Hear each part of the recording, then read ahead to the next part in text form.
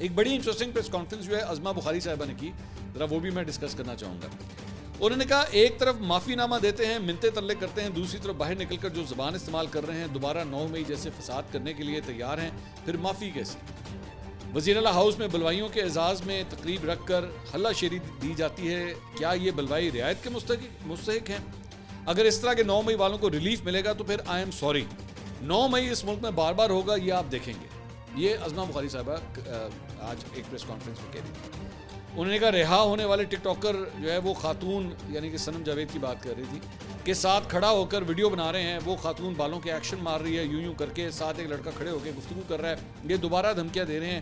یہ رعایت بھی پاک فوج کی طرف سے آئی ہے، میرے خیال میں ان کی بھی اس طرف سوچنا پڑے گا. اچھا میرا ایک اس پہ عظمہ بخاری صاحبہ سے ایک سوال ہے، وہ سیدھا آپ فوج سے بات کریں نا، انہوں نے دیا ہے نا ریلیف، آپ ان کا ڈائریکٹلی نام لیں. جنرل عاصم منیر نے دیا ہے، آرمی چیف نے دیا ہے، انہوں نے پروف کیا ہے، تو یہ سب کچھ آپ ڈائریکٹلی ان سے گلا شکوہ کریں. یا آپ کو لگ رہا ہے کہ نہیں ہواؤں کے رخ چینج ہو رہے ہیں تو ان سے ڈائریکٹلی اب گلا شکوہ کیا بھی نہیں جا سکتا. اس میں تو آپ کی حکومت کا تو کوئی لینا دینا نہیں ہے نہ، کیونکہ سارا کچھ جو کچھ بھی ہوا ہے فوجی عدالتوں میں ہوا، سزائیں فوجی عدالتوں نے دی ہیں، معافیاں بھی وہیں سے آئی ہیں، تو ڈائریکٹلی ان سے گلا شکوہ نام لے کے کریں.